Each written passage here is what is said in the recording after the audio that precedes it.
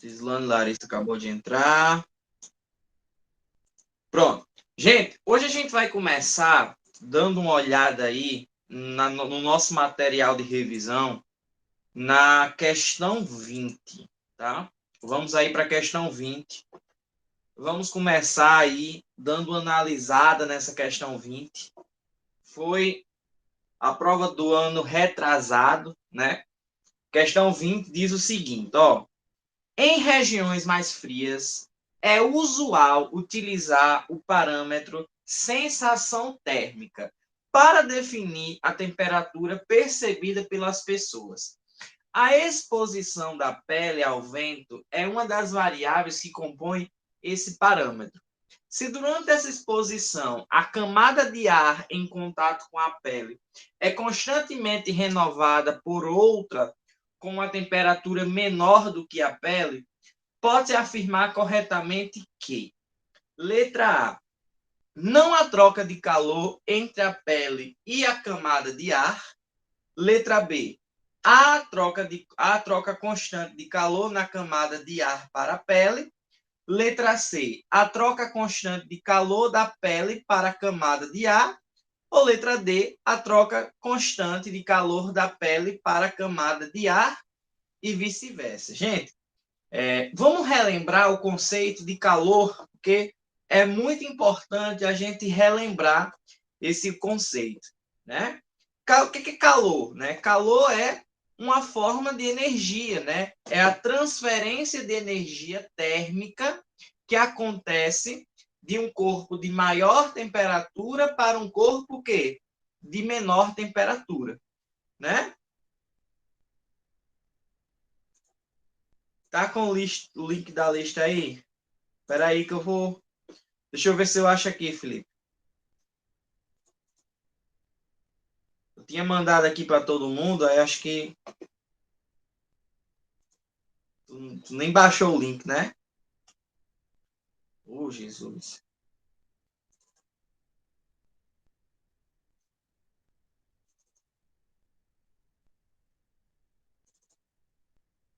Espera aí que eu vou mandar.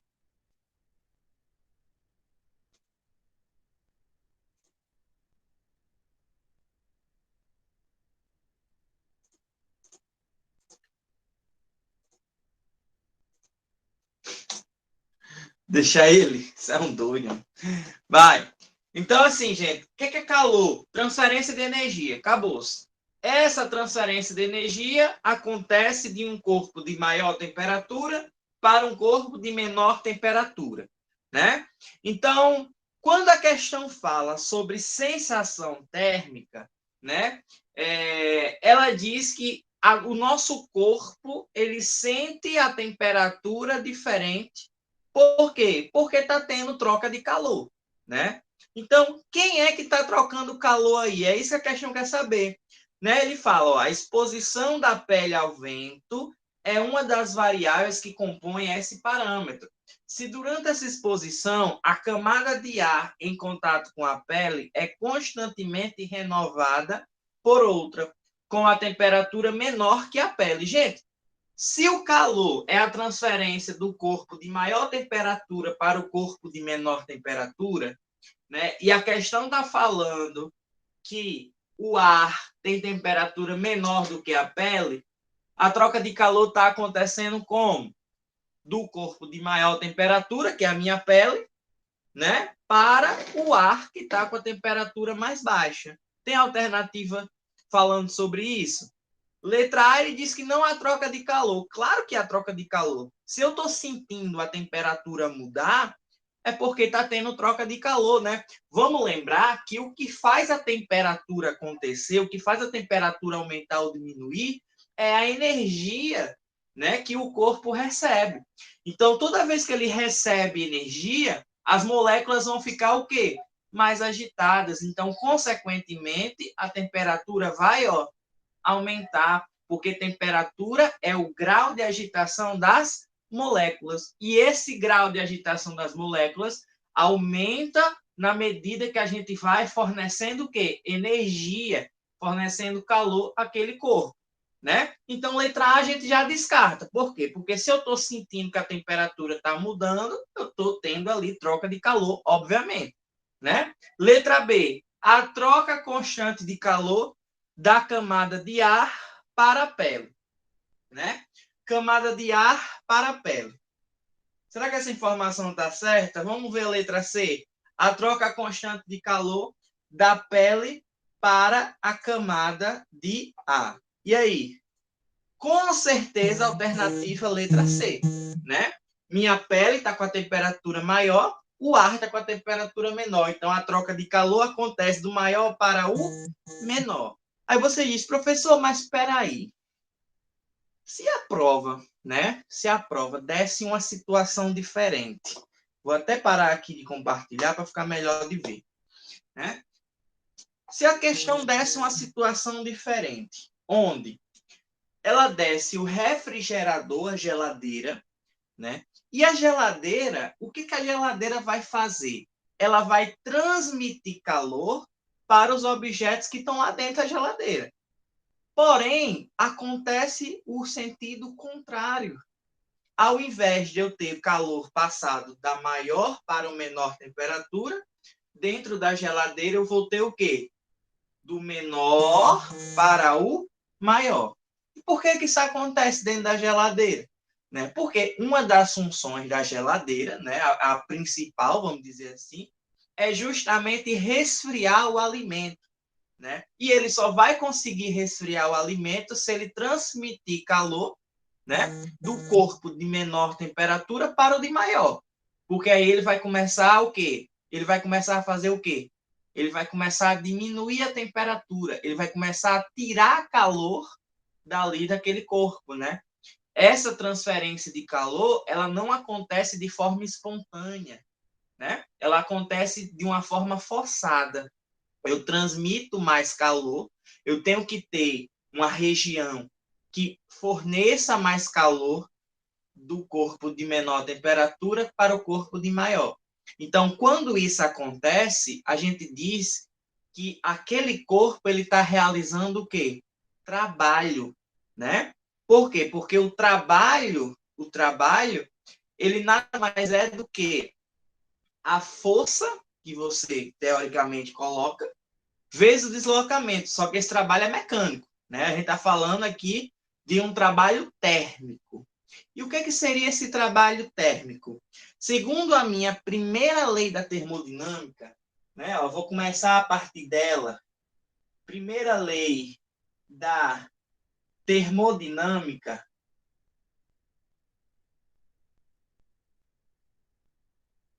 diz o seguinte para a gente: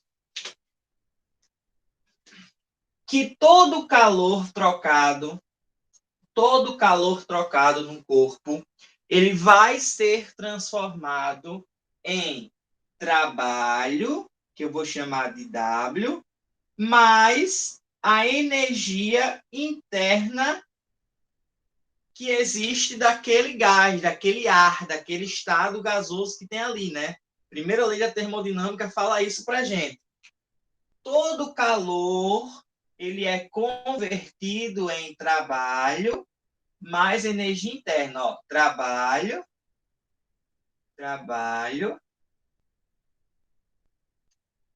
calor e energia.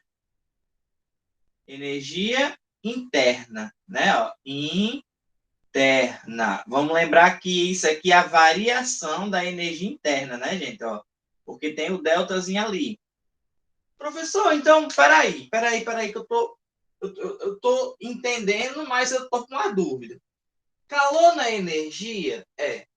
Trabalho não é energia? É. Variação da energia interna na energia? É. Ou seja, a gente tem aqui, na primeira lei da termodinâmica, uma conservação de energia. Concorda? Professor, tem como ter sensação de variação térmica sem variar a temperatura? No caso, o vento e a pele na mesma temperatura e só pelo fluxo de ar gerar a sensação? Não tem, né? Não tem como. Por que não tem como? Alguém conhece algum Davi Pereira? Só para ter a certeza. Pode liberar, mestre. Pode liberar, pode liberar. Davi é parceiro. Tá. É só para ter a certeza. Porque a cara tá de um bonequinho aqui estranho. Tô traumatizado, não. É de Ó. Várzea, mestre. Por isso, lá em Várzea não tem foto, não tem câmera, não. Ah, beleza, beleza. Então, assim, todo. Vou responder a pergunta de Samuel. Foi Samuel que perguntou? Foi. Samuel, por que não tem como sentir uma sensação térmica sem ter variação de temperatura? Porque se eu estou com a mesma temperatura do outro corpo, eu estou em equilíbrio térmico, né? Mesma temperatura, estado de equilíbrio. Né? Ou seja, o meu estado de equilíbrio não permite com que eu sinta uma temperatura diferente. Logo, eu não tenho como ter a sensação térmica. Né? O que eu teria que sentir é uma diferença de temperatura entre o ar e minha pele. Tá? Eu pensei que era de ontem, segunda. Quando eu estou com febre, né? O que acontece quando eu estou com febre? O meu corpo, ele reage, né? Devido à temperatura estar elevada, né? As células sensitivas, elas ficam tentando regular a temperatura. Aí vem a questão do frio. Por que eu sinto frio quando estou com febre?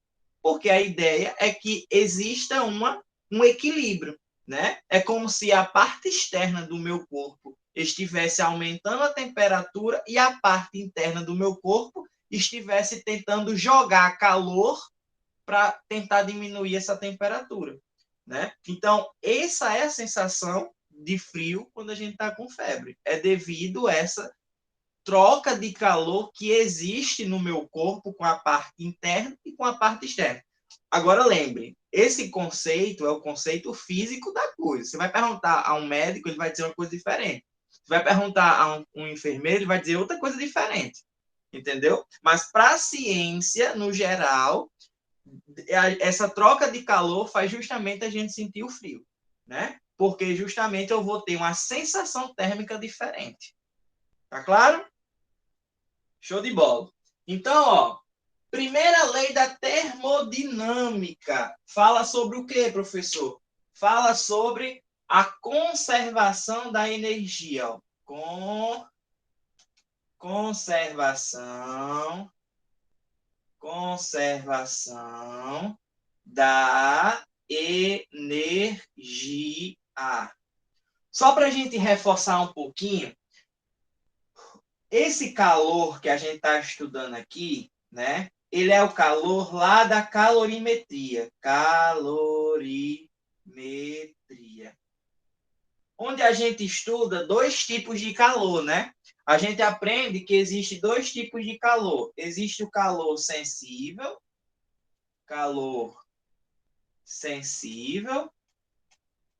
ó.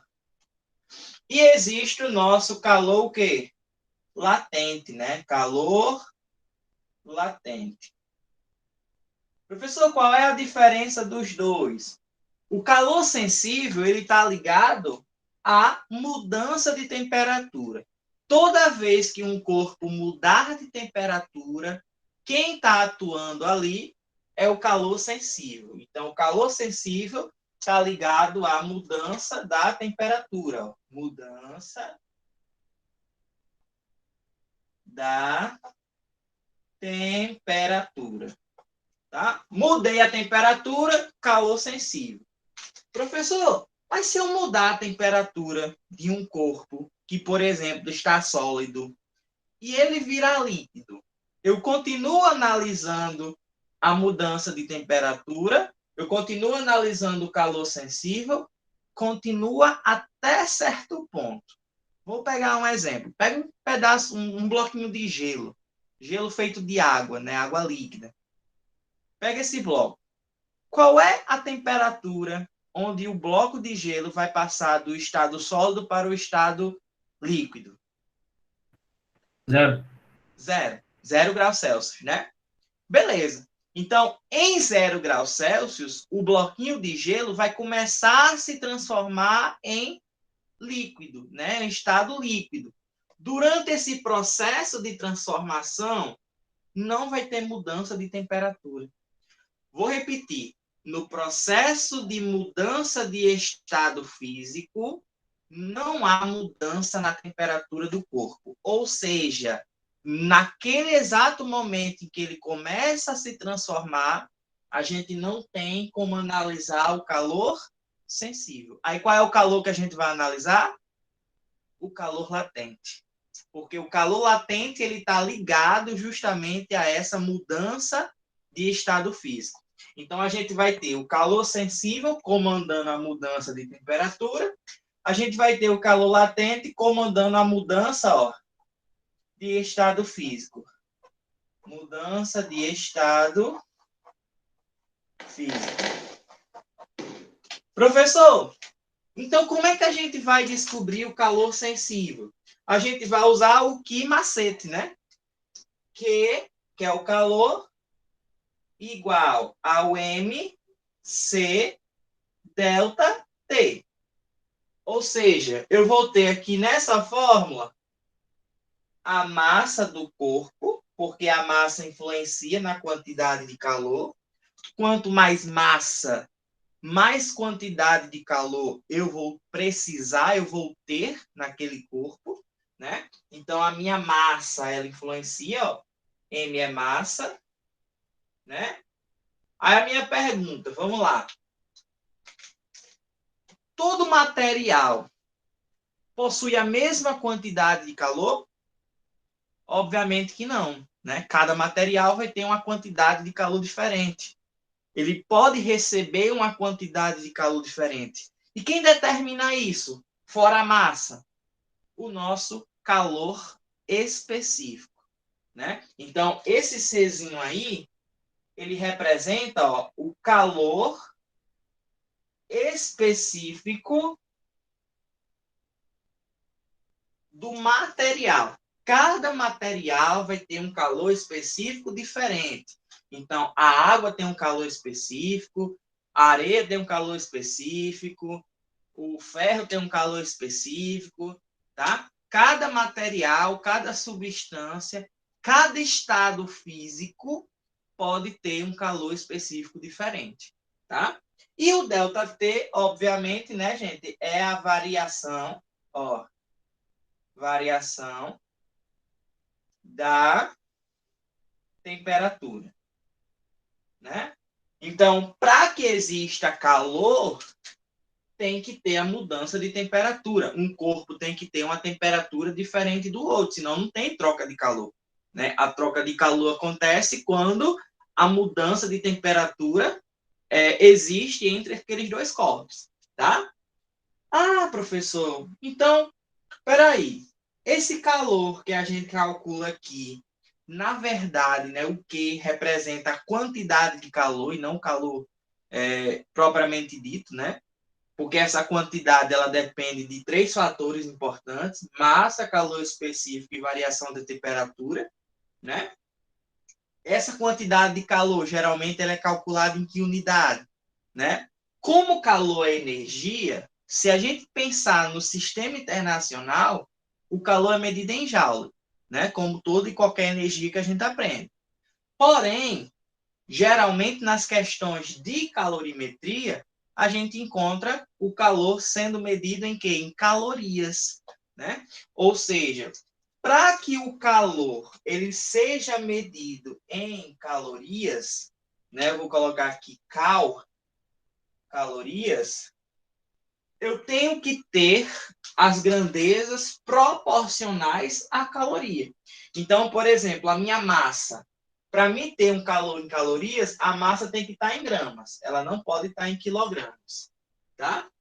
Se eu for fazer isso daí, o calor específico, ele tem que estar, ó, eu vou pegar o calor latente e botar para cá, senão não vai dar.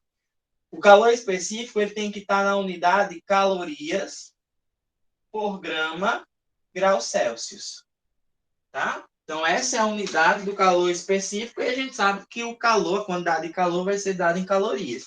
E a variação da temperatura em ou graus Celsius ou Kelvin. Por quê, professor? Porque a gente aprendeu que a variação da escala Celsius é a mesma da variação da escala Kelvin, né? Então, se eu variar 5 graus Celsius, eu também estou variando 5 kelvins. E assim por diante, né, gente? Ó, então, que macete vai me ajudar a encontrar o nosso calor sensível? Professor, e o calor latente, né? O calor latente, gente, ó, ele vai ser determinado pela fórmula quimolesa. Né, ó? Quimolesa, bem fácil, a formulazinha é bem tranquila, né? Onde Q é a quantidade de calor, como eu falei para vocês, né? Q é a quantidade, está relacionada à quantidade de calor, né? M é a nossa massa. M é a nossa massa. Legal. E L, professor, é o calor latente, né? Calor latente. Ou seja, cada estado físico vai ter o seu calor latente específico. Então, eu vou citar como exemplo a água, tá? A água, ela vai ter um calor latente de fusão, L fusão, de 80 calorias por grama. O que isso quer dizer, professor? Calorias por grama. Quer dizer que para cada 1 grama, a gente precisa de 80 calorias. Ou que para cada 1 grama eu tenho 80 calorias. Né? E o calor latente de ebulição, por exemplo, ó, que é a passagem do estado líquido para o estado gasoso, vale 540 calorias por grama. Já deu para perceber uma diferença enorme entre o calor latente de fusão e o calor latente de ebulição, não já? Ó, calor latente de ebulição, para cada 1 grama, eu preciso de 540 calorias. Então, pare e pense. Pare e pense. Ó, se eu pegar um bloco de gelo, colocar na mesa, deixar 15 minutos, se eu voltar lá na mesa, o bloco não já vai ter praticamente todo derretido. Com pouco calor, eu consegui transformar o sólido em líquido. Justamente porque o calor latente de fusão é pequeno. Agora, se eu pegasse essa mesma quantidade de água que derramou, deixasse em cima da mesa, eu iria conseguir ferver essa água lá na mesa sem nenhuma fonte de calor a mais? Não iria. Por quê? Porque para mim transformar o líquido em um estado gasoso, eu preciso, ó, de muito calor, né? Porque o calor latente dele é muito alto. Ou seja, para cada 1 grama, eu teria que ter 540 calorias. Imagina eu ter 1 litro d'água. Demora muito.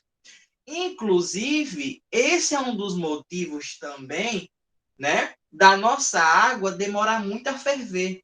A gente bota lá ela na panela, vai fazer o miojozinho, né? Bota lá na panela. Passa 3... Ó, na caixa do miojo, tem lá, pronta em 3 minutos. Detalhe, a água ferve em 5. Né? Ou seja, demora mais tempo para a água ferver do que para o miojo ficar pronto. Mas beleza, né? Confiamos nos 3 minutos da embalagem do miojo. Né?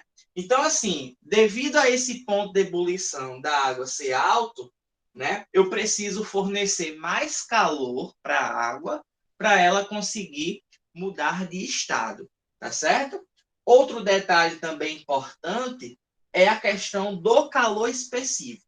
Eu falei para vocês que o calor sensível ele depende, né, bastante do calor específico. Por quê, professor? Pega a água. Eu sempre gosto de fazer água porque a água é uma substância tão massa e ela tem propriedades tão magníficas, né? A água, a gente tem o calor específico, um dos maiores da natureza. Vale 1. E, pessoal, o resto é tudo 0, alguma coisa. A água tem 1 caloria por grau Celsius.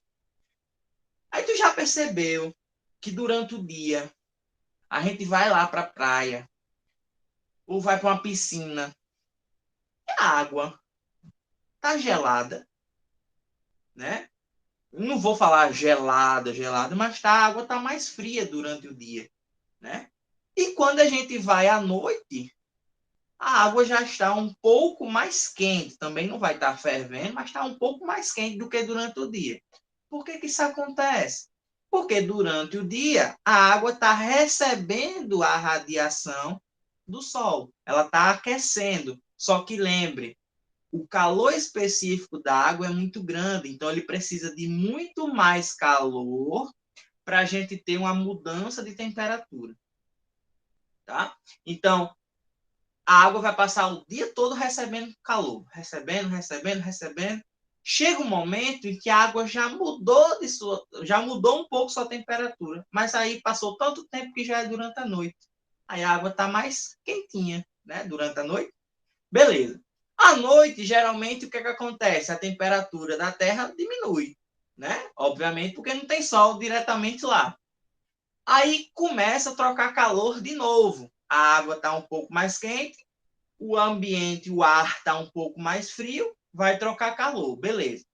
Esse processo é tão lento que chega durante o dia, a água já tem resfriado, mas aí já começa o sol de novo. Ou seja, é um processo lento, né? Por quê? Porque eu tenho muita água, eu tenho uma quantidade gigantesca de água, né? Então a massa da água também influenciaria aí, né? A questão do volume, da densidade e tudo mais. A gente vai ter um calor específico também muito alto, né? Então a mudança da temperatura vai ser difícil. Aí a gente cria uma grandeza para relacionar isso daí, quantidade de calor e a temperatura que vão precisar para essa quantidade de calor mudar. Que grandeza é essa? A gente vai chamar, ó, de capacidade, ó, capacidade térmica. O que seria capacidade térmica, professor? É a capacidade com que a substância, né, fornece calor para conseguir mudar de temperatura. Mais precisamente falando, é a quantidade de calor necessária para mudar a temperatura. Então, se a gente pensar na água, eu preciso de muito calor para mudar a temperatura da água, né? Já, por exemplo, a areia, o calor específico da areia é muito pequeno, né? Você vai, pisa na areia agora, está pegando fogo. Se tu abrir um guarda-sol, passar 1 minuto com guarda-sol naquela região que não chega mais sol, a areia já está geladinha. Por quê? Porque o calor específico da areia é baixo. Então, ele vai conseguir trocar de calor mais rápido. A temperatura dele varia mais rápido, né? Porque justamente o calor específico dele é bem baixinho. Eu não sei se vocês já perceberam, mas a relação que a gente tem entre a massa, a temperatura e o calor específico são grandezas inversamente proporcionais. Quem tem o maior calor específico, consequentemente, vai ter a menor variação de temperatura. Quem tem o menor calor específico, consequentemente, vai ter a maior variação da temperatura. Tá? Então, essa relação que a gente tem entre quantidade de calor e temperatura, a gente usa na capacidade térmica. Tá? Então, para a gente encontrar a capacidade térmica, eu vou fazer o seguinte, ó, eu vou usar Czão. Cuidado para não confundir, tá? Porque o Czinho é o calor específico, o Czão é a capacidade térmica. Então, a capacidade térmica é igual à quantidade de calor dividido, ó, pela temperatura, pela variação da temperatura. Cuidado para tu não confundir esse ΔT aqui com o tempo, tá? Sabe por quê? Porque a gente vai ter uma grandeza que vai relacionar o calor com o tempo. Ou seja, quanto mais rápido eu troco o calor, eu vou criar uma grandeza chamada de... Alguém lembra? Fluxo Fluxo de calor. de calor ou fluxo térmico, né? Também conhecido como potência térmica, né? A potência é um fluxo, tá? É o quê? É a rapidez com que um corpo troca de calor. Ah, professor, então peraí. Eu lembro que o chuveiro elétrico ele tem uma potência alta justamente para fazer com que a água aqueça mais rápido, né? Justamente porque o fluxo tem que ser grande, né? Então, quanto maior a potência, mais energia eu gasto, né? Então, a gente já começa a envolver questões aí que envolvem gasto de energia, eletricidade, com termologia, né? Então, perceba que o fluxo está relacionado com o tempo que troca de calor. A capacidade térmica está relacionado com o calor para mudar a temperatura, tá? Então, fugindo da capacidade térmica, a gente vai ter o seguinte, ó. Lembre que a capacidade térmica, ela vai ter uma unidade, né? Ó, aqui é temperatura, tá, gente? Só para não confundir, ó. Aqui é temperatura e aqui é o calor, tá, ó.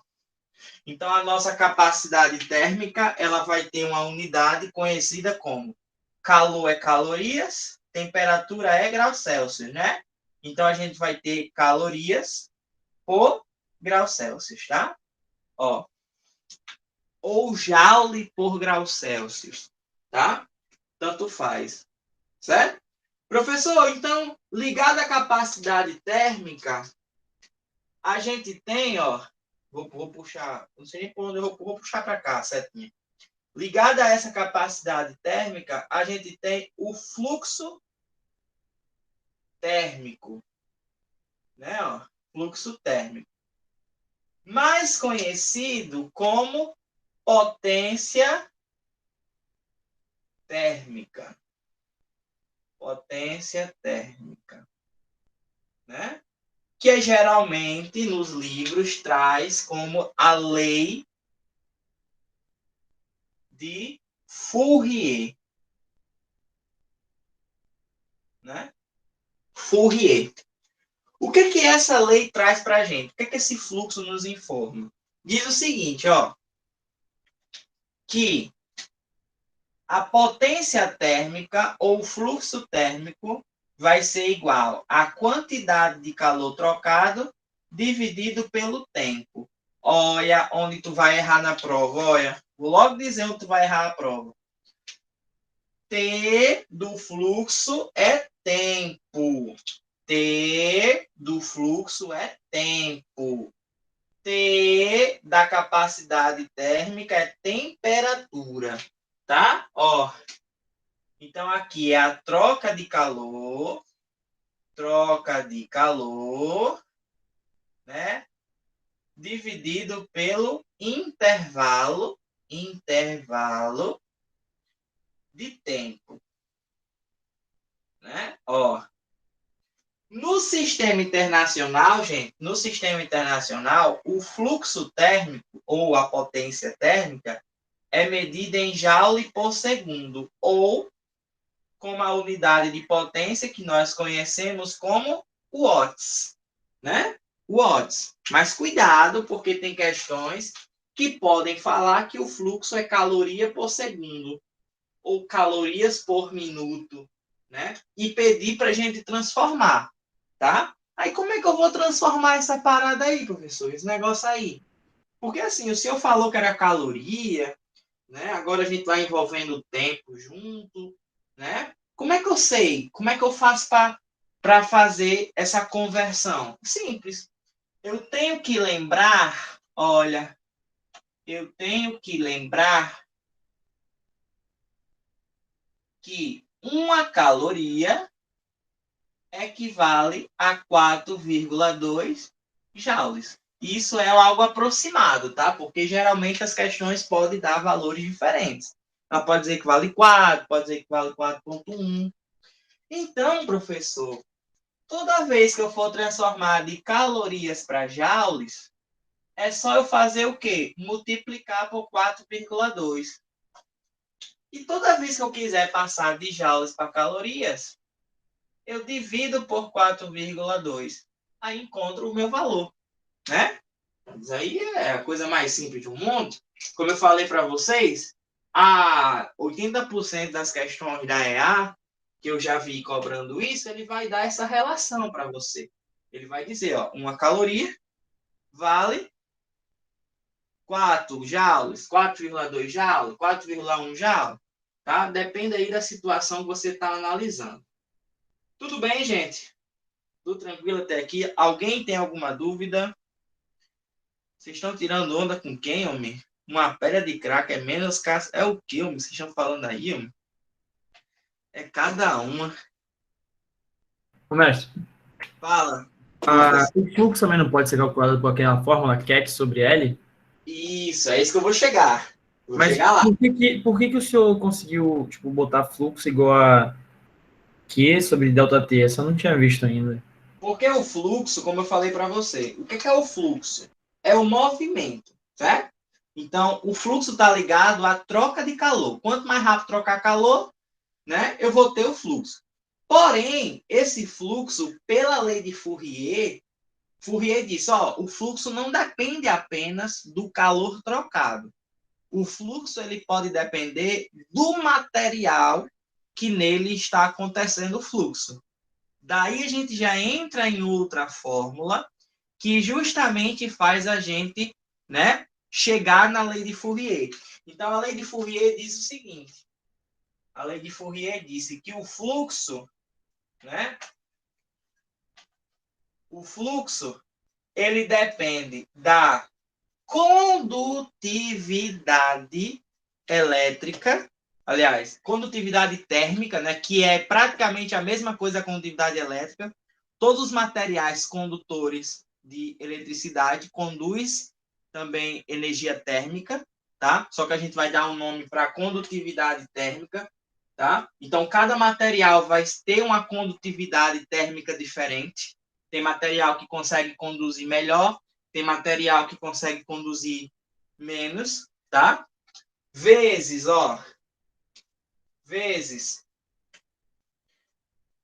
a área, né? Dividido pelo comprimento e tudo isso multiplicado pela variação da minha temperatura. Ou seja, o fluxo agora ele depende de vários fatores.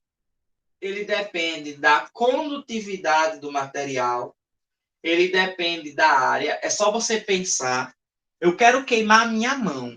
Claro, não vou fazer isso em casa, pelo amor de Deus. Eu quero queimar a minha mão. Aí o que é que eu preciso fazer para queimar a minha mão? É pegar o meu dedinho e colocar no fogo ou colocar a mão inteira?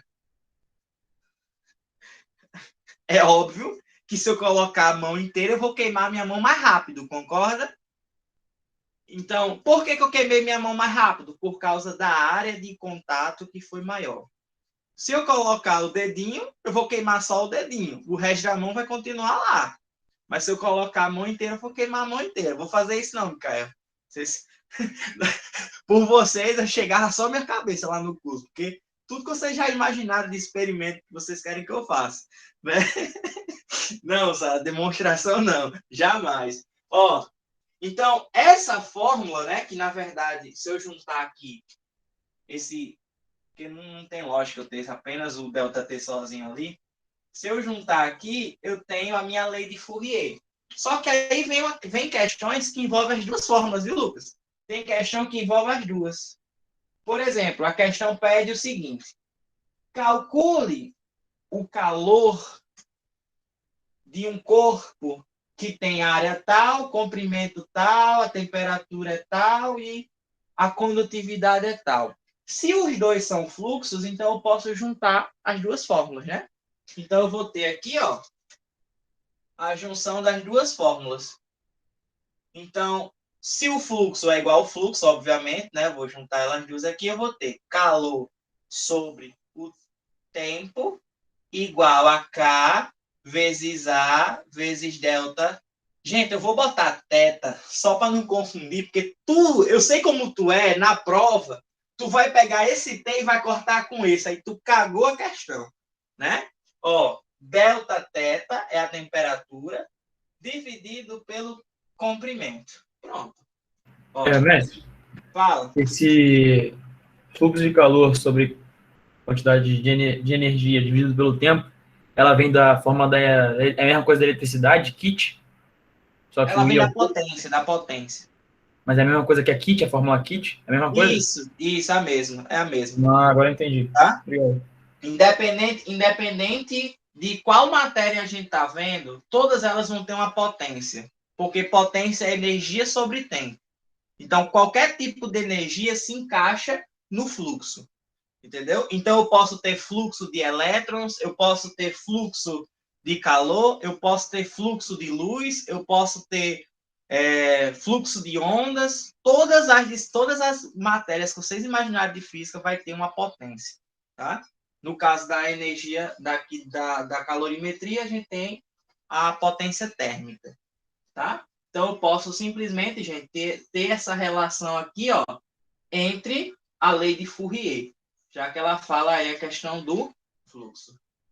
Beleza? Eu não vi nenhuma questão da EA cobrando essa junção dessas fórmulas, tá? Mas eu já vi questões tanto envolvendo essa fórmula aqui, como envolvendo essa outra aqui, porque no final essa daqui envolve calor, né? Essa aqui envolve a potência térmica. Inclusive, acho que tem uma questão aí na nossa lista que envolve isso. Deixa eu só analisar aqui qual é. Eu acho que é a questão de número... Deixa eu ver...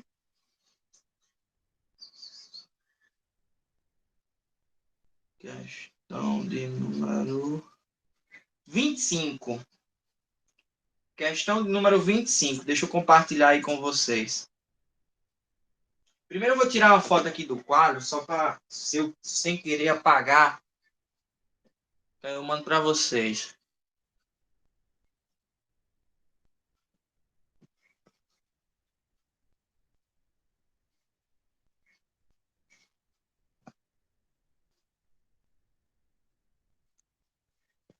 Pronto.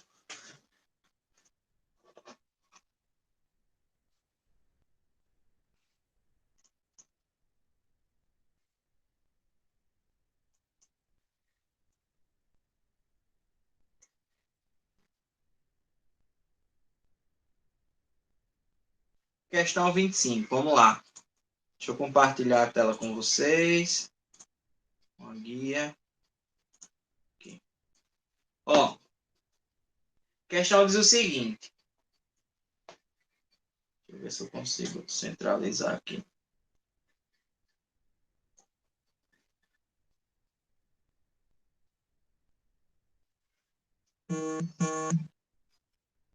Um corpo absorve calor de uma fonte a uma taxa constante de 30 calorias por minuto. Calorias por minuto. Calor por tempo. Ou seja, isso aí é o fluxo de calor, né? É a potência térmica. A sua temperatura T muda em função do tempo T, de acordo com o gráfico abaixo. Então, a gente tem um gráfico, ó, que vai de 0 a 30, e a temperatura varia de 20 a 50, né? Aí ele diz: a capacidade térmica ou calorífica em calorias por grau Celsius desse corpo no intervalo descrito pelo gráfico é igual a. Então, olha que interessante. A questão quer que a gente descubra quem é a capacidade térmica. É uma questão típica de você confundir as coisas. Deixa eu ver onde é que eu escrevo esse negócio. Vou fazer aqui no meio. Vou tentar coisar uma área aqui. Alguém está pedindo para entrar. Só espero que não seja Maria da Conceição. Cadê? Não, é Nicolas. Pronto. Ó, questão está pedindo calor. Não, capacidade térmica, né? Como é que a gente encontra a capacidade térmica, gente? Ó, capacidade térmica é calor sobre a temperatura, né? Delta teta. Eu vou botar delta teta para não confundir, tá? Mas a questão deu o que para a gente? A questão deu o fluxo de calor. Então, ele disse que o fluxo de calor é 30 calorias por minuto, né? Então, perceba que para achar a capacidade térmica, eu preciso do calor e da temperatura. A gente só tem a temperatura, porque ele disse que a temperatura varia de 20 a 50. Então, se a gente for calcular a variação da temperatura, quem é a variação da temperatura? A temperatura final menos a temperatura inicial, concordam? Ó? Então, ΔT vai ser 50 menos 20. ΔT vai ser 30 graus Celsius. Pronto, achei a temperatura. Né? Ó. Tá? Vou botar delta teta só para não confundir, porque podem confundir aí, ó. Delta teta. Tá? Show, professor. Achei a temperatura. Mas eu tenho fluxo. E eu lembro que o fluxo, pelo que a gente aprendeu aqui, o fluxo é o calor dividido pelo tempo. Então, eu preciso achar o calor. E a fórmula do fluxo me dá o calor. Aí eu tenho o tempo, que é o do gráfico. O tempo vai de 0 a 30 minutos. Ou seja, o meu tempo é 30 minutos. Então, se eu colocar todas essas informações na fórmula do fluxo, eu acho o calor. O fluxo é 30. Está em minutos, ó, está em minutos, então não preciso mudar. Calor dividido por 30. Vixe, ó, professor, coisa fácil, ó. 30 vezes 30, calor é igual a 900 calorias. Como a questão quer em calorias, show de bola. Só bota agora na fórmula do fluxo. Q é 900 e a temperatura é 30. Ixi, Maria, pessoal, olha que coisa boa. 90 dividido por 3 dá quanto? 90 dividido por 3 dá 30 também, ó. Ixi, tá tudo 30, né? Ó, 30 calorias por graus Celsius. Alternativa letra D. Pronto. Questão bem simples, né? Envolvendo tanto o fluxo como a nossa capacidade térmica. Tudo beleza? Show? Massa. Vamos para mais uma. Olha que coisa linda aqui, ó. Questão de número 24. Eu vou apagar o quadro agora, tá, gente? Muralha, Fala. diferencie, por favor, o delta teta do delta T aí, para mim. Delta teta é isso aqui. E delta T é isso. Na primeira lei de Fourier aí. Aqui? Ah. Não disse que ia confundir? Se você botar delta T em tudo, você confunde. Pronto?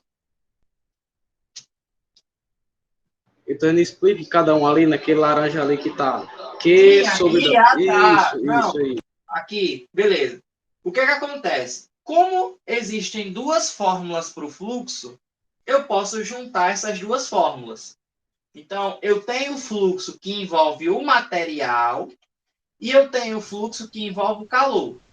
Então, quando eu junto os dois, aí eu vou ter calor sobre tempo igual a K, que é a condutividade térmica, vezes A, que é a área, vezes a variação da temperatura, dividido pelo comprimento.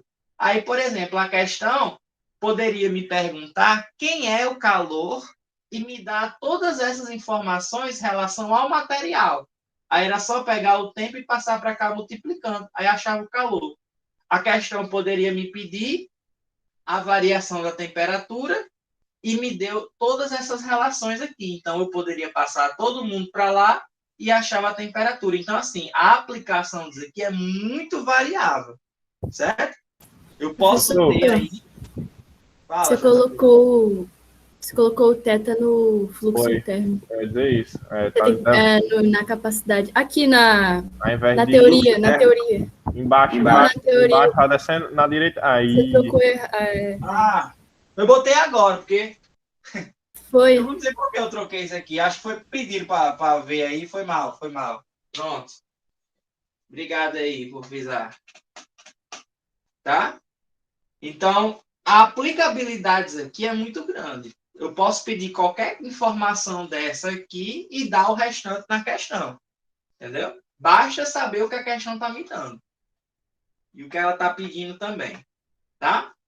Eu vou apagar essa parte aqui, gente, ó. Essa parte aqui, para a gente fazer a questão. Porque eu ainda quero falar de trabalho e variação da energia interna de um gás. Tá? Vou apagar essa parte aqui.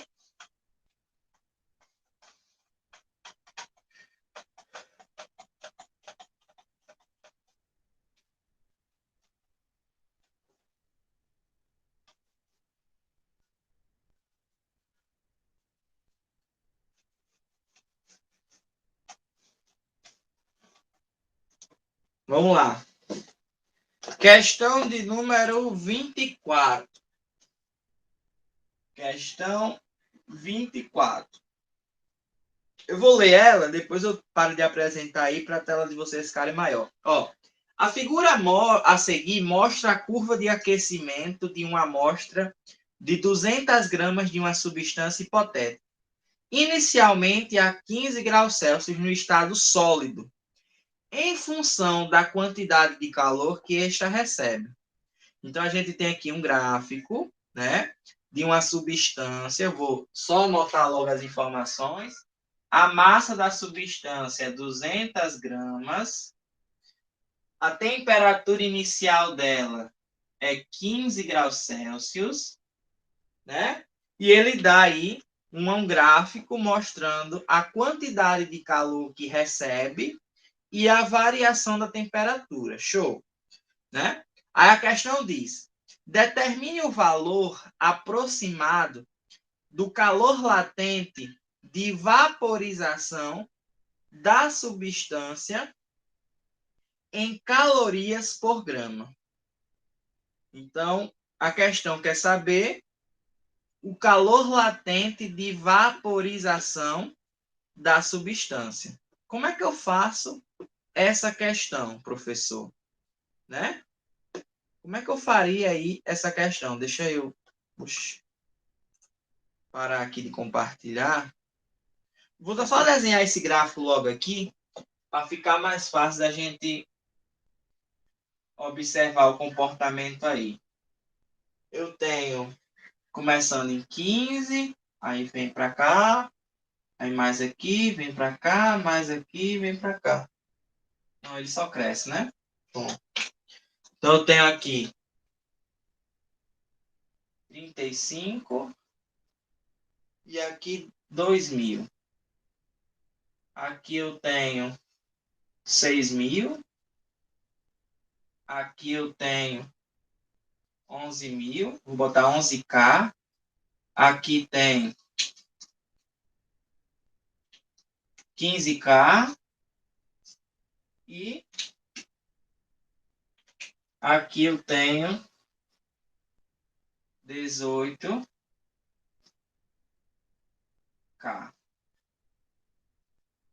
18K, né? Aí eu tenho 35. Aqui eu tenho 85. E aqui eu tenho 120. Né? É isso aí. Isso aí, show. Beleza, vou parar de apresentar aqui. A questão quer saber o calor latente de vaporização. Pergunta número 1. Onde é que vaporiza?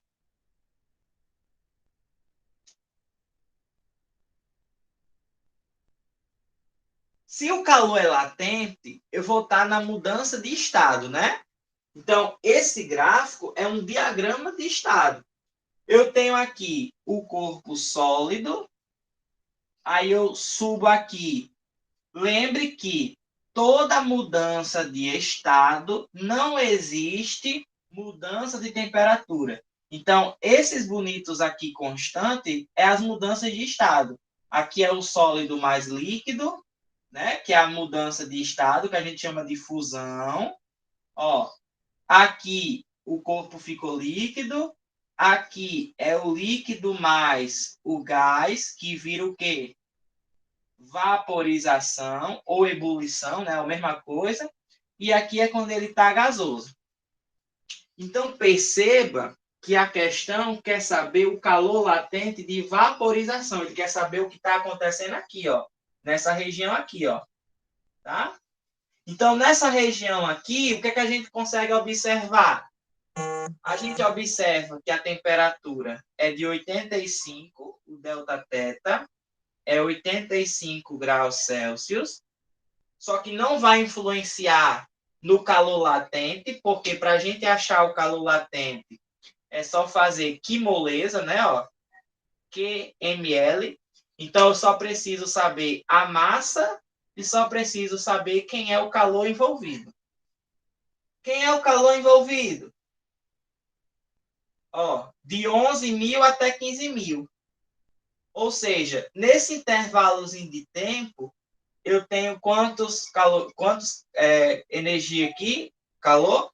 4.000 calorias, né, gente? Ó, 4.000 calorias. Foi nesse espaçozinho aqui de vaporização. Então, pronto, ó, 4.000, né? Tá em calorias a questão? Tá, não tá? Tá em calorias, né? Não precisa transformar. A massa tá em gramas, 200 vezes L. Acabou, só. Olha a questão fácil. Parece difícil, né? Mas nem é. Ó. 200 está multiplicando, passa o quê? Dividindo. Então, vai ficar L igual a 4.000 dividido por 200. Ó, eu vou cortar aqui.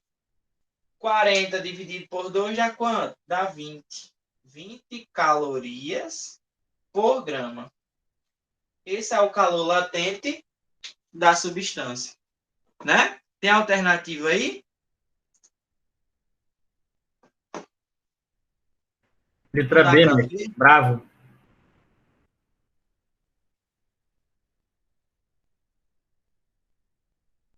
O que é que não dá para ver? Peraí que falaram aí. Não dá para ver a unidade, professor, lá no gráfico. Sim, a unidade aqui ou a unidade aqui? Embaixo. Sim, na questão, né? Ah, na questão. Na questão é calorias, é calorias. É porque quando eu passei aí, modifiquei aí, não deu certo. Mas é calorias mesmo.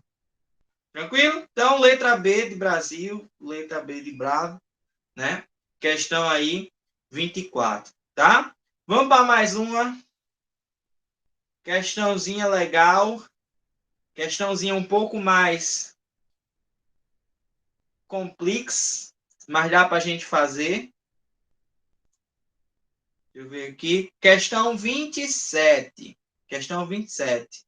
Vou compartilhar. Questão 27. Vamos lá. Questão 27.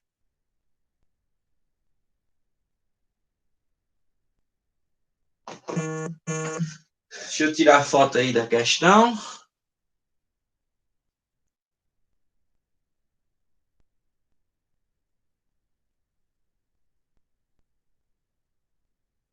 Pronto. Vamos lá. Questão 27. Posso apagar, né, gente, a questão? Vou apagar, tá?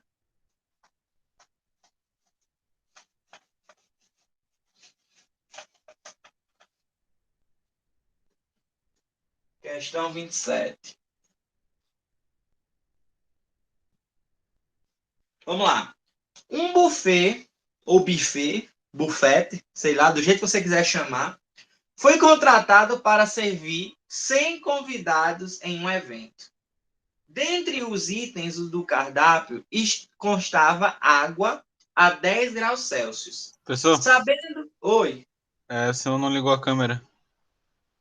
Oxe, Peraí, então. Pelo menos aqui pra mim só tá sem câmera. Aí, voltou. Peraí. Voltei? Uhum. Tava verde aqui, putz. Valeu aí, obrigado aí por avisar. Ó, vou ler de novo. Um buffet foi contratado para servir 100 convidados em um evento. Dentre os itens do cardápio constava água a 10 graus Celsius.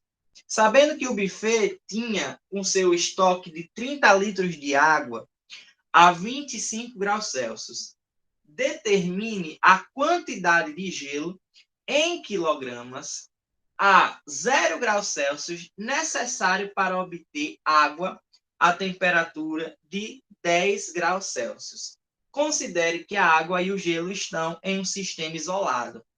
Dado densidade da água 1 grama por centímetro cúbico, calor específico da água 1 caloria por grama grau Celsius, calor fusão do gelo 80 calorias por grama grau Celsius e calor específico do gelo 0,5 calorias por grama grau Celsius. Bom, essa é uma questão bem típica de questão de calorimetria. Ela envolve, como a questão está falando aí, de um sistema isolado. Eu vou parar de compartilhar aqui para ficar melhor de ver a tela. Né? O que seria um sistema isolado? Simples. Imagina que você coloca dois objetos em uma caixa de isopor e tampa. Certo? Ó, o nome disso daqui é chamado de calorímetro. Né? Ó, calorímetro. Né? Ou seja, tudo que está aqui dentro, só troca calor entre si, não tem influência externa na troca de calor, tá? Então, o que vai acontecer? Nesse momento, toda a energia que eu tinha de um vai para o outro, né? Então, a gente pode dizer que a conservação de energia aí aconteceu. E na conservação de energia, eu vou ter, imagina que aqui é A e aqui é B, tá, gente? Ó, o calor de A mais o calor de B vai ser igual a quem? A zero, tá? Essa é a condição da troca de calor. Professor, e se eu tiver outro? Aí a gente soma com mais um. E assim vai somando com as quantidades de objetos que tem aí, tá? Toda vez que eu for trocar calor e esses objetos estão isolados, estão em um calorímetro, tá? Então, eu vou somar as quantidades de calor e vai dar zero. Por que vai dar zero, professor? Vamos lá. Imagina que A está com a maior temperatura e B está com a menor. Então, eu vou trocar calor com B. Eu vou fornecer calor a B. Como não tem influência de nada, todo o calor que eu der para B, B vai receber. Então, na hora que eu for pensar em que um está doando e o outro está recebendo, quando eu for somar esses valores, vai ficar, vamos supor, QA doa 3 e QB recebe 3. Então, QA é menos 3 e QB é mais 3. Quanto é mais 3 menos 3? Zero. Né? Porque todo o calor que um doou, o outro recebeu. Tá, professor. Deu para entender. E o que a questão tem a ver com isso? A questão quer fornecer uma água a 10 graus Celsius. Porém, a água que ela tem lá armazenada está a 25 graus Celsius. E a questão quer saber o quê? A questão quer saber o quanto de gelo eu preciso colocar, né? Para que a água o quê? Para que a água diminua sua temperatura. Aí você pensa, pera, professor, se eu colocar gelo na água, esse gelo, ele está com que temperatura? A questão disse 0 graus Celsius, né? Ah. Deixa eu compartilhar aqui novamente a questão. Mas ele disse que é 0 graus Celsius. Pronto, vou compartilhar. Ó, o gelo está a 0 graus Celsius, né? 0 graus Celsius. Aí o que é que vai acontecer com o gelo? Ele vai aumentar a sua temperatura. E vai, consequentemente, diminuir a temperatura de quem? Da nossa água, certo? Existe um esquema, tá? Um esquema, vou botar aqui, ó. Esquema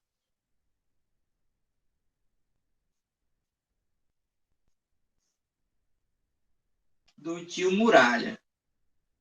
Que esquema é esse, professor? É um esquema bem fácil, ó. Vamos pensar. O gelo é um estado sólido. Aí eu vou colocar ele na água. Ele vai derreter e vai virar água, certo?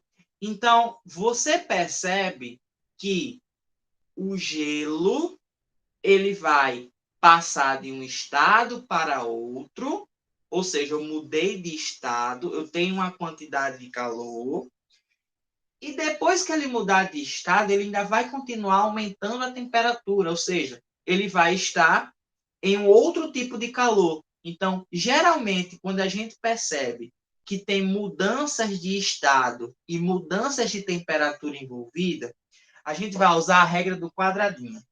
Sabe qual é a regra do quadradinho? Eu pego o quadradinho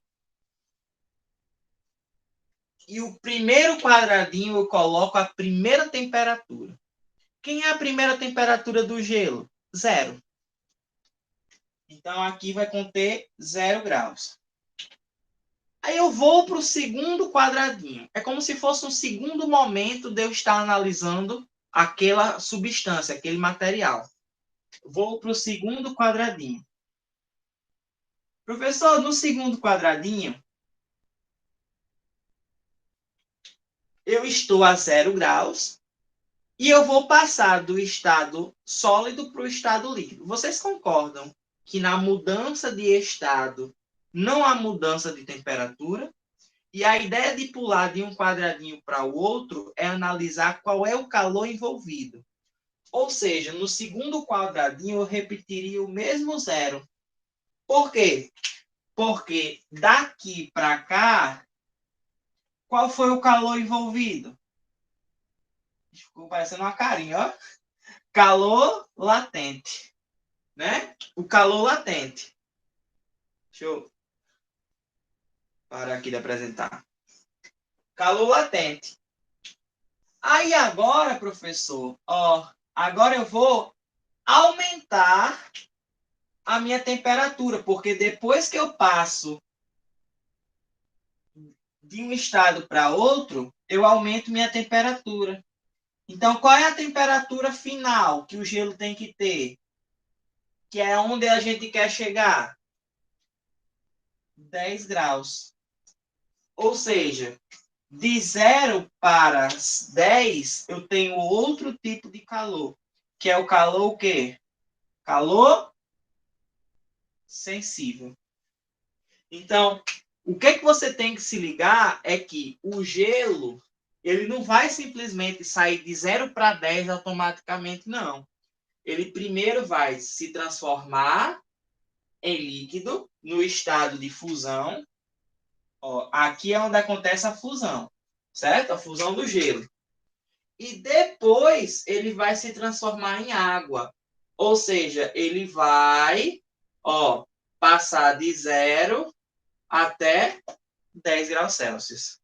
Tá? Essa é a diferença, tá? Que vai acontecer na hora de resolver a questão. Então, você primeiro tem, vamos lá, você primeiro tem o calor sensível da água, que é quando a água vai sair de 25 até 10.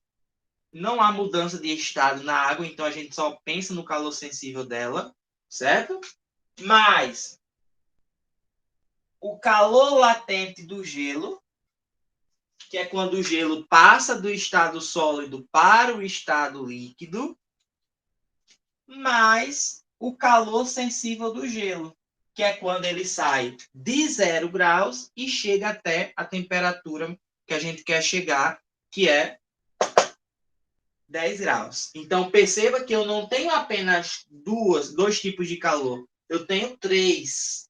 Ó, e tudo isso vai ser igual a quanto? Igual a zero. Né? Então, nessa questão, a gente tem que pensar mais um pouquinho, mas nada foge do que a gente já viu. Né? O que a questão quer na final? A questão quer saber o quê? A questão quer saber a quantidade de gelo que a gente precisa colocar. Né? Vou compartilhar novamente aqui a questão para a gente chegar a algumas conclusões. Primeira conclusão que você tira. Como é que você sabe que vai usar o calor latente? Simples. Olha a questão. As informações deu nos dados. Calor, difusão do gelo. Calor, difusão do gelo é o calor latente. Então, a gente vai ter que usar o calor latente. Né? Então, é uma das maneiras que a gente sabe aqui calcular. Certo? Ó. Calor sensível do gelo. Como é que a gente sabe que a gente vai usar o calor sensível do gelo, professor? Olha os dados da questão. Calor específico do gelo, 0,5. Novamente, é um indício de que a gente vai usar o calor sensível do gelo. E ele deu o calor sensível da água, que é justamente o que a gente vai usar aqui no QSA. Ou seja, tudo está batendo, entendeu? É as análises que a gente tem que fazer. Aí você percebe que a questão não deu a massa da água. A questão deu o volume da água, né? A questão disse que a água tem um volume de 30 litros. Professor, 30 litros não é massa, né? Não é massa. Mas a questão disse que o seguinte, a questão disse que a densidade da água é de 1 grama por centímetro cúbico. Né? Então, professor, eu lembro nas aulas de química, né? Pelo menos era para me lembrar, que a densidade é a massa sobre o volume.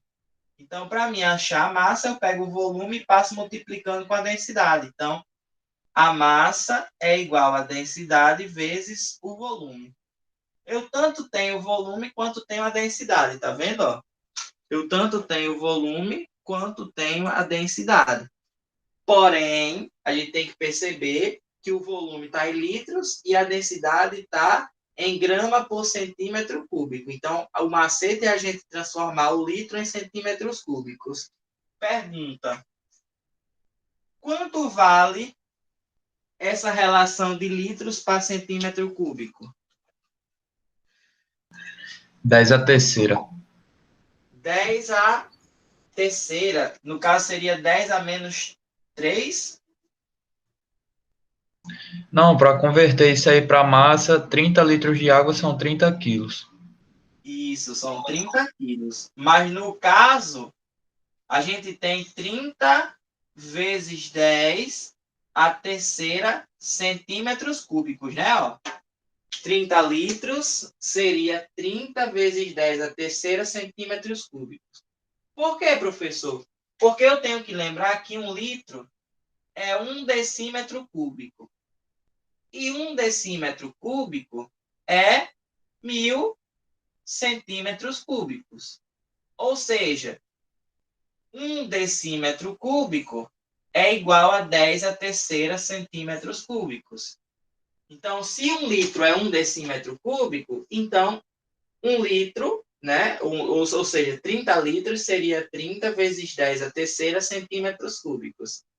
Ou seja, a minha massa, né, a massa da água, vai ser 30 mil, o quê? 30.000 gramas. Porque eu não posso colocar na fórmula, né, o quilogramas. Por que eu não posso colocar quilogramas? Porque a questão me deu as unidades em gramas. Então, eu não posso chegar e colocar aí, né, o nosso quilograma, tá? Então, achei a massa da água. Fala. Na verdade, pode, né, mestre? Porque quando você joga para o outro lado, o quilograma corta com o outro quilograma.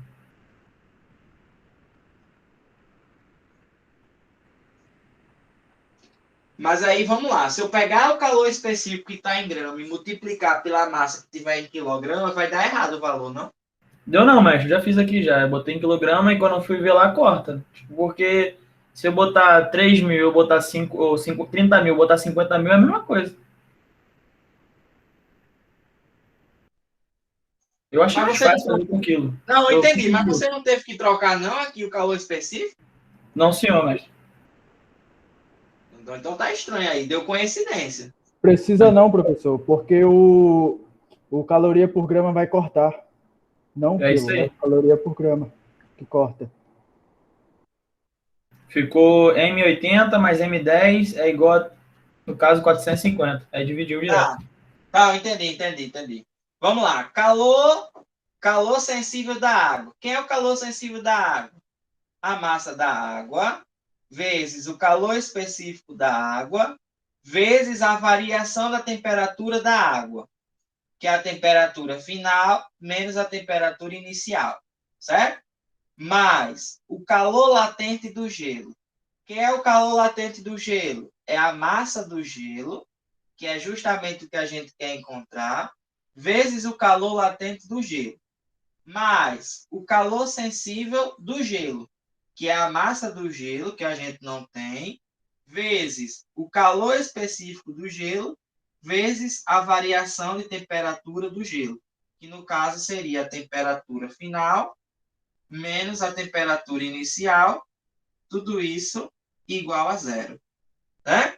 Então, a massa da água seria 30 mil gramas. No caso, vocês colocaram só 30, não foi? Sim, senhor, mestre. Pronto. Vamos lá. 30, que seria 30 quilogramas, né? A massa da água, 30 quilogramas, né? Ó. Vezes o calor específico, que deu quanto? 1, que é o da água, e a variação da temperatura, que é a temperatura final, que ele quer chegar em 10, menos a temperatura inicial, que é 25. Mais a massa do gelo, que eu não tenho, o calor latente do gelo é 80, mais a massa do gelo, que eu também não tenho, vezes o calor específico do gelo, que é 0,5, e a variação de temperatura do gelo, que vai de 0 a 10, ou seja, é 10. Tudo isso igual a zero, né? Então, eu vou ter 30, que multiplica 10 menos 25, né? Que no caso é menos 15, mais 80 vezes mg, mais 0,5 vezes 10 é 5 mg. Tudo isso igual a zero. Então, eu vou ter 30 menos 15, 30 vezes menos 15 dá menos quanto? 450, né? Sim, senhor, mestre. Menos 450. Mais, ó, 85 mg. Passa o 450 para o outro lado, vai ficar 85 mg igual a 450. O 85 passa dividindo, eu vou ter que mg é igual a 450 dividido por 85. Quanto é que deu? Professor, Assim, mestre. professor, Oi. a água, o gelo, vai a temperatura dele vai até 10 quando ele já está transformado em água. Então, o calor específico ali é 1, não 0,5.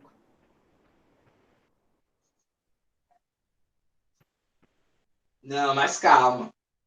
Eu estou analisando o gelo em si, não o gelo em água, entendeu?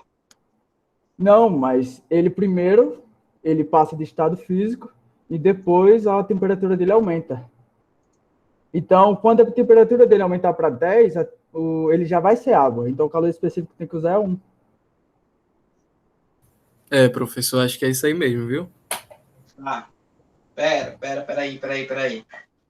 Quando eu analiso essa situação aqui, o gelo realmente já se transformou em água, né? Ó, o gelo já se transformou em água. Então, eu teria aí que o calor específico da água, né? Da água, que no caso tá certo, tá certo. Foi mal, equívoco meu aí. É um mesmo aqui. É um. Então, eu tenho aqui 10, show, né? Então, aqui vai para 90, né? Aqui 90 e aqui 90. Então, eu corto 45 dividido por 90 dá... Aliás, 45 dividido por 5 dá 5, né? 5 o quê? Aí, grama ou quilograma?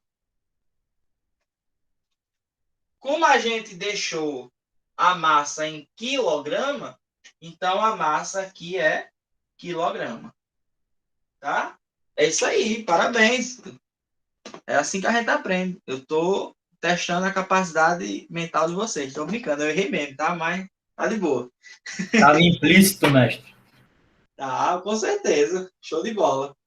Tá? Então, 5 quilogramas. Show? Beleza, gente? Tudo tranquilo? Beleza. Professor, Oi, fala. eu me atrapalhei só na parte da densidade aí da que você fez para achar a massa Aqui? de ar. É. Certo. Vamos lá. Como ele deu o volume, que é 30 litros, né?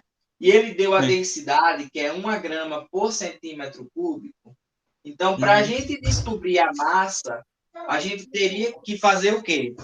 Passar o volume multiplicando a densidade para que a massa seja a densidade vezes o volume.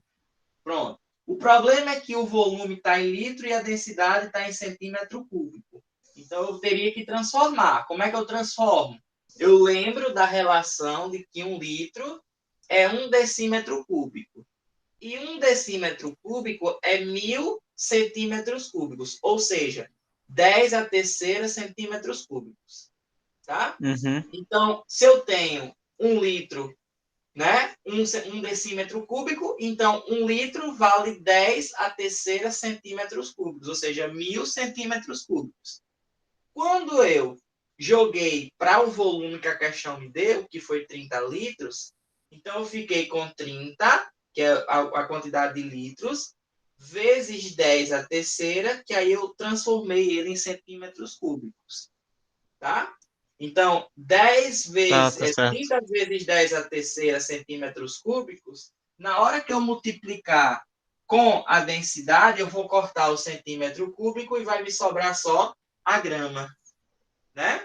Aí eu lembro que a relação entre o volume e a densidade praticamente é proporcional. Né? Se eu pegar 1 litro de leite e colocar na balança, a balança vai medir o quê? 1 quilo.